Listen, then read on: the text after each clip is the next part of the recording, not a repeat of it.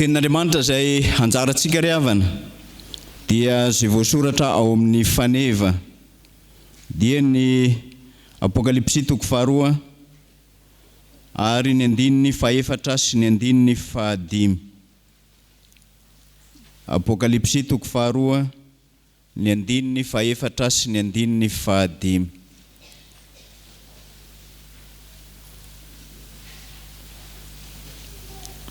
Dia izao no vaky ny teny amin'ny anaran'i Jesosy.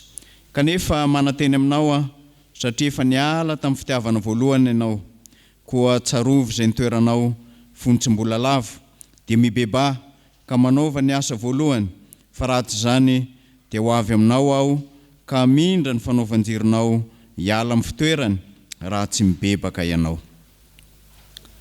Ray masonao manamasinana amin'ny fahamarinana ny teninao ny fahamarinana. Amen. Ampitomboina ao amintsika rehetra ny ry havana ny fahasoavana sy ny fiadanana avy amin'Andriamanitra raitsika sy Jesosy Kristy Tompo. Amen.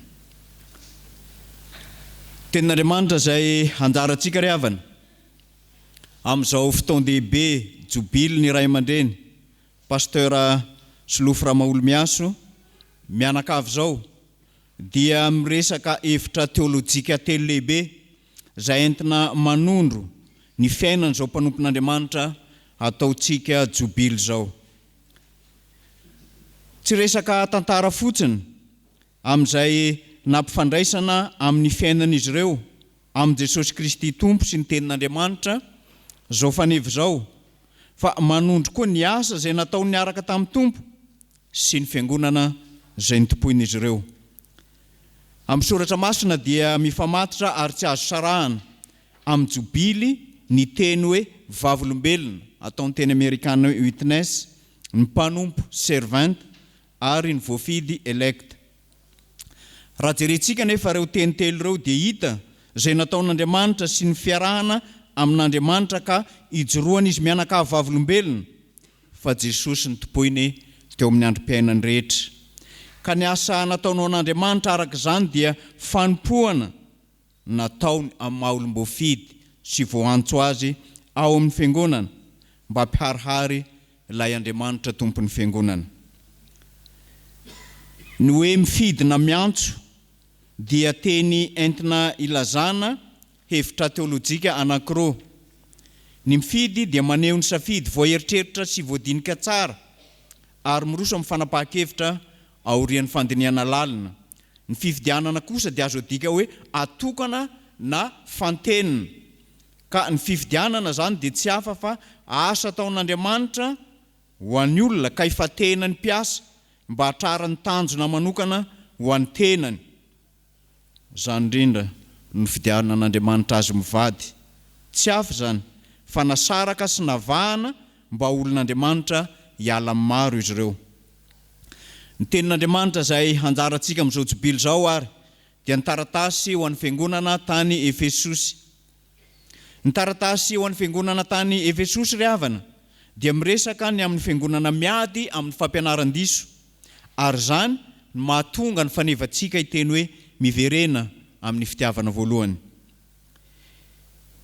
Ny toetran'ireo fiangonana fito izay lazain'ny Apokalipsy ry havana dia manambara ny toetry ny fiainantsika manokana miaraka amin'ny Jesosy Kristy Tompo. Ny taratasy dia tsy nosoratana ho an'olona tokana fa ho an'ny fiangonana iray manontolo. Efesosy tanàna malaza anankiray tany amin'ny tontolo taloha, miaraka amina fiangonana mitovitovy laza aminy. Nanompo tany Efesosy nandritra ny 3 taona Paoly. Aquila, Priscilla niaraka tamin'ny Apolosy dia nanompo tamin'izany fiangonana zany koa ka niara niasa tamin'ny Paoly Apôstôly. Araka ny ambaran'ny lovatsofina ry havana, ny Apôstôly Jaona no anisan'ny nanompo voalohany tany amin'izany toerana na ny fiangonana Efesosy zany. Inona ny zava-misy tao amin'ny tanànan'i Efesosy ka nahatonga ny Tompo nanoratra ho an'izany fiangonana izany? Efesosy dia tanàna lehibe anankiray any Azia Minora. Nalaza eran'izao tontolo izao ho ivon'ny lafiny ara-pivavahana sy kolotsaina ary ara-toekarena tamin'izany toeran'izany. Efesosy koa dia nalaza satria nanana ny tempoly lehibe anankiray izay atao hoe tempoly Diana na Artemisa izy, izay tena nalaza tokoa satria tao nahitana ny andriamanibavy ny fahavokarana izay nivavahany olona tamin'ny fomba feno fahalitoana zany andriamanibavy zany. Ity tempoly lehibe any Diana ny Efesosy ity no heverina fa ho ray amin'ireo zavatra mahatalandona indrindra maneran-tany tamin'ny andro taloha. Efesosy koa dia azo lazaina fa toeram-pamaharan'ny Satana. Eto dia zavatra ratsy maro no ninion'ny olona, ny finonom-poana, ny asan'ny Satana. Ary be dia be ny boky misy ody feno famisaviana sy ny zavakanto izay tsy mendrika nampiasaina tamin'izany fotoana izany. Etsy andany koa dia misy fiangonana lehibe malaza koa tao Efesosy. Ary reny no ahitana ny tompo miteny ho an'ny fiangonana. Zany fiangonana malaza zany dia ahitana an Jesosy, ilay mitazona ny kintana fito eto an-tanana ankavanana, mandeha voan'ny fanaovan'ny jiro volamena 7. Ny sary ao ambadika zany ry havana dia manasongadina indrindra fa Jesosy no ivony, ary izy no mihazona ny fiangonana satria azo ny fiangonana. Inona ry havana no afatra Jesosy momba ny fiangonana tany Efesosy? Hoy ny Tompo, fantatro ny asanao sy ny fikelezanao aina, ary ny fiaretanao sy ny tsy fahazakanao izay mpanao ratsy, ary ianao dia efa nizahan-toetra izay milaza ny tenanao apôstôly, kanjo tsy izy. Ary hitanao fa mpandainga izy. Manana faharetana ianao ka niaritra noho ny anarako sady tsy reraka. Kanefa manateny aminao satria efa niala tamin'ny fitiavana voalohany ianao. Koa tsarovy izay nitoeranao fontsim-bola lavo dia mibeba ka manaova ny asa voalohany. Fa ratsy zany dia ho avy aminao aho ka mindra ny fitoeran-jilonao hiala amin'ny toerany ratsy mibebaka ianao. Jesosy Kristy mijery ny fiangonany, mahalala tsara ny toetrany, ny asany, ny fombany, ary tsy misy miafina aminy ny olona ao anatin'izany fiangonana zany. Toy izany koa ry havana no itodian'ny tenin'Andriamanitra amintsika ankehitriny amin'ny mahafiangonana antsika. Lazay ny Tompo amin'ny teny ity fa fantany tsara ny asanao. Fantatro ny asanao. Rehefa miasa ho an'i Kristy isika ry havana, aza adino fa miasa amin'ny fo sy ny hery rehetra ho fanompoana an'Andriamanitra. Ary ny Tompo dia mahalala tsara ny asa sy ny fikelezanaina izay ataontsika, ny fiaretantsika, ny fihazakazahantsika, indrindra ny tsy fahazakantsika, ny fomba n'izao tontolo izao izay iainan'ny mpanao ratsy maro. Zany hoe fantatry ny Tompo tsara nataon'ity fiangonana ity. Fiangonana nanao ny marina izy, ny asa mafy ho an'ny Tompo izy, nanana faharetana araka an'Andriamanitra izy. Ny faharetana raha raisintsika avy amin'ny teny fototra teny Grika, hypomene, izay midika hoe fiaretana maritra. Fiaretana maharitra. Ny miasa mafy zany dia tsy hafa fa ny olona miaritra nefa maharitra amin'izany fiaretana zany noho ny fanarahana an Jesosy Kristy ka mahafiorina ao amin'ny fiangonana izy. Ny asany rehetra dia voaorina ao anatin'izany. Zavatra mahafinaritra amin'ity fiangonana ity ry havana dia tsy mahazaka ireo olona ratsy fanahy mamotika ny fiangonana izy, satria madio ara-poto-pampianarana, doktrina zany fiangonana zany. Nampitandrina ny Efesianina nefa Paoly ao amin'ny asan'ny apôstôly toko 20, ny 9:7-20 hatramin'ny 9:1-30 ka ho izy, fantatro fa rehefa lasa aho dia sy amboadia masiaka hiditra eo aminareo izay tsy antra ny ondry, ary avy aminareo ny pisahan'ny olona sasany mitory teny tsy marina hitaona ny mpianatra anaraka azy, koa miambena ary tsarova. Fa 3 taona mipaka aho tsy nitsahatra nananatra ireo rehetra andro amanalina amin'ny ranomaso. Nambaran'ny Tompo ry havana fa na dia teo aza ny zavatsoa rehetra nataony zany fiangonana zany ho an'ny Tompo, dia nambarany fa manana teny amin'ny fiangonana Jesosy Kristy Tompon'ny fiangonana. Kanefa manateny aminao aho satria efa niala tamin'ny fitiavana voalohany ianao. Koa tsarovy izay fotoana ny toeranao fontsy mbola lavo dia mibeba ka manaova asa amin'ny voalohany. Tena manahirana ny tompo ry havana ny mahita ny zava-misy eo amin'ny fiangonana ankehitriny. Toa mahafinaritra be ny zavatra hita eo amin'ny endrika ivelany, nefa misy ny miala amin'ny fahamarinan'ny filazantsara. Raha tsy misy fitiavana zay rehetra ataontsika sy ataon'ny fiangonana dia zava-poana izany fampianarana mafiorina no zaraina izany. Zava-doza mantsy rehefa mangatsiaka ny fitiavana.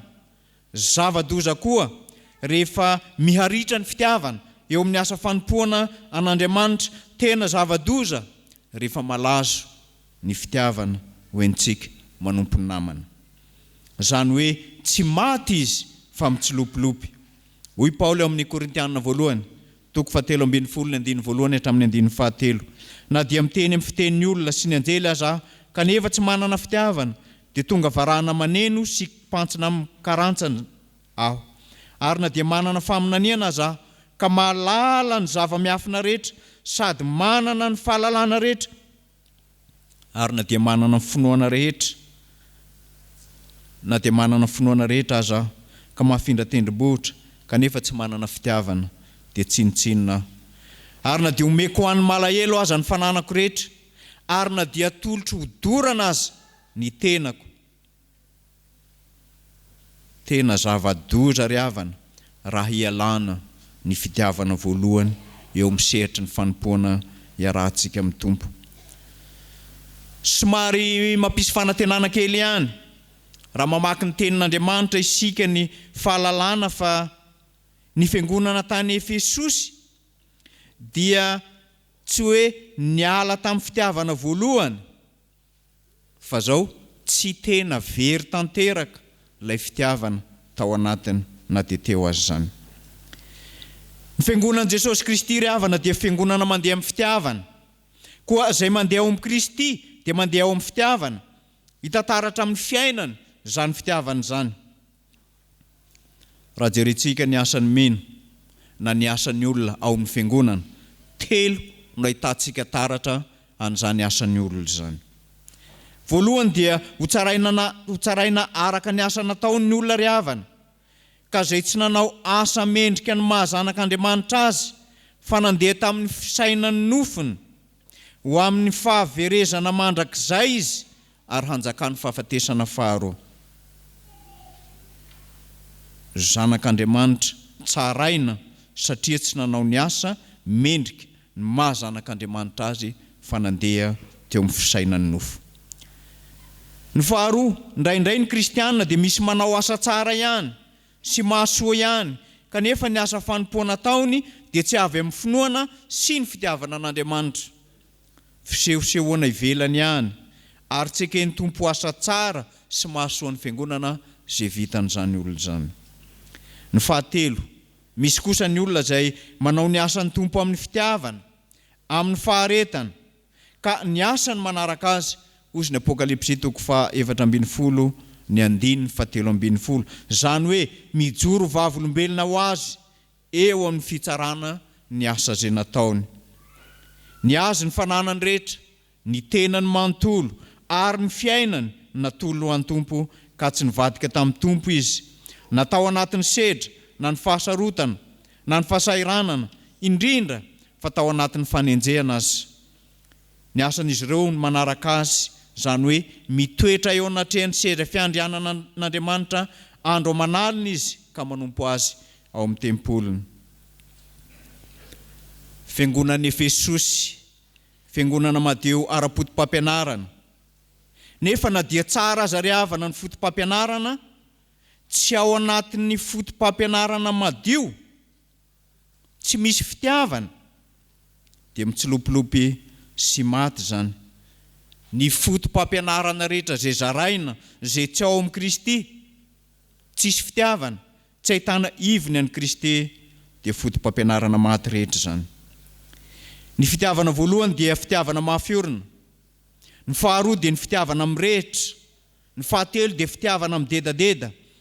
Ny fahaefatra dia fitiavana mafana, ary ny farany fitiavana matanjaka eo amin'ny fanatanterahana ny asan'Andriamanitra, vokatry ny fotom-pampianarana madio zarain'ny fiangonana. Raha jerentsika ny tenin'Andriamanitra anjarantsika androany ry havana dia toa mahita sary ny fanambadiana isika. Raha miresaka momba ny fitiavana voalohany ny tenin'Andriamanitra. Ny mpivady vao mantsy dia manana fientanam-po mafana eo am-panombohana. Mampiasa teny mamy rehefa miresaka. Teny feno fanomezan-toky, teny misy aina, teny velona ary fitiavana miorom-paka tsara. Maro mpivady vao no manao an'izany. Na ny olona izay mifankatia. Fa ny mifanotra amin'izany kosa dia ny fitiavana mandeha amin'ny fahazarana. Fitiavana sentetika zany. Tsy tena izy. Ary indraindray aza ambara fa misy ny fitiavana miofo. Zany hoe rehefa misy olona anankiray tiana dia miofo. Manaraka an'izany ny fitiavana. Fa tsy maro-potitra. Ny sasany aza dia miorina milainga ny fitiavana. Ao koa ny sasany izay mihamaty tsy kelikely ny fitiavana. Ary amin'ny farany tena maty. Ary ny olana raha tsy lalipaka intsony ny fitiavana. Zany ny zavatra tadiavin'i Jesosy na tiany ataon'ny fiangonana eo amin'ny fanompoana azy sy ny fitandremana ny fampianarana marina raha mitaha amin'izany fitiavana izany. Hoy ny fanevantsika, miverena amin'ny fitiavana voalohany. Zany fitiavana voalohany zany ry havana dia ny fitiavana ny tompo sy fitiavana ny namana. Raha rehefa tonga teo amin'ny fotoana sarotra ilay zanak'adala ka te hinana ireo sakafony kisoa, ny zavatra tonga voalohany tao an-tsainy dia ny fahatsiarovan-tena fa misy fiainana tsara lavitra noho zany fiainana any ampiandrasana kisoa zany ny ao an-trano rainy. Hitantsika amin'ny Luka 5:7 andininy 7:7 hatramin'ny 7:7 zao. Io ny dingana tsara voalohany eo amin'ny fiainana maha-kristianina dia ny fiverenana amin'ny toerana tokony hiarahantsika amin'ny tompo. Zany dia manondro ny fiovahana amin'ny lalaka aleha rehetra, mandeha sy miala amin'ny lalana ratsy makany amin'ny fahamarinan'ny tompo. Zany hoe fiovahana toe-tsaina sy fitondran-tena. Dia mbola tsy tara loatra. Io ry havana no atao hoe fibebahana izay ivony amin'izao tenin'Andriamanitra zao. Ataovy ny asa voalohany. Zany hoe tsy maintsy miverina mifototra isika. Fonosika ny tian'ny tompo tamin'ny voalohany. Ambaran'ny Jaona voalohany 4:7-7. Isika tia satria izy efa tiantsika taloha. Ary ny Jaona 4:9-5. Fa toy izao ny tiavan'Andriamanitra zao tontolo zao, nomeny ny zanany lahy tokana mba tsy ho very izay rehetra mino azy fa hanana fiainana mandrakizay. Ry havana, ny toeran'ny mpanota no nalain'ny tompo ka nivesaran'ny fahotantsika. Nozakainy koa ny ozina tamintsika ka ny ainy no nomeny ho an'ny maro tsy hakanavaka. Zany takalo mahafinaritra zany dia vokatry ny fitiavan'Andriamanitra antsika. Ary tsy misy fitiavana lehibe nohatra zany dia manolotra ny tenany hamonjy ny sakaizana, hozy ny apôstôly Jaona. Ny nanisan'Andriamanitra fahiny ny fahotantsika sy ny helontsika rehetra ho an'i Kristy no anisany ankehitriny koa isaina ao amintsika amin'ny fahamarinan'i Kristy ka mitondra antsika mpanota ho amin'ny fanakalozana mahasambatra. Farandry havana, anisan'ny fiangonana misionaly ity fiangonana eto Isotry fitiavana ity. Ary anisan'ny fiangonana miorina amin'ny fampianarana marina. Efa nianarantsika teto ary efa nampiainana antsika ny fandehanana amin'ny fahamarinana. Fandehanana araka ny sitrapon'Andriamanitra. Ny fandehanantsika amin'ny fitiavana amin'izay rehetra ataontsika. Indrindra fa ny fampianarana marina sy madio izay zaraina amintsika. Amin'izao andron'ny jobily zao dia manafatrafatra amintsika ny tompo. Miverena amin'ny fitiavana voalohany izay efa niantsoan'ny tompo anao eto amin'ity fiangonana ity. Aza mandeha amin'ny fahazarana amin'ny fanarahana azy. Aza variana amin'ireo fiainana feno fahafinaretana. Fa reny dia mitarika antsika ho any amin'ny lalana izay malalaka nefa koa mitondra antsika makany amin'ny fahaverezana. Miverena amin'ny fitiavana voalohany izay nampiorenana anao tamin'ny batisa ka afahanao niaraka amin'ny tompo nandritra ny fotoana lava ary mbola ampiorenana anao ankehitriny. Ary izany indrindra mamarina ny tenin'Andriamanitra ao amin'ny Deutéronomie 7:20 ny 4:40. Lazay ny tenin'Andriamanitra amin'izany: ary aza miala amin'ny teny rehetra izay nandidiako anao anio, na ao amin'ny ankavanana na ao amin'ny ankavia, hanaraka andriaman-kafa ka hanompo azy. Ry havana, ao amin'ny tompo rery ihany no ampiorenana antsika amin'izany fitiavana voalohany izany. Amin'izao jobily izao ary dia Jesosy Kristy tompolohan'ny fiangonana mamerina antsika indray amin'ilay fampianarana marina mafiorina izay efa nizaraina amintsika.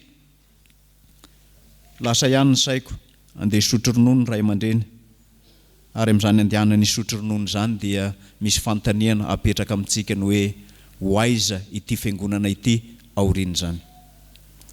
Horavana ve ireo rehetra izay efa nambolena teto amin'ity toerana ity? Aiza ho aiza ny lalana alentsika satria efa napetraka teto ny fitiavana voalohany.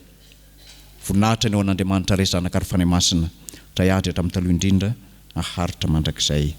Amen.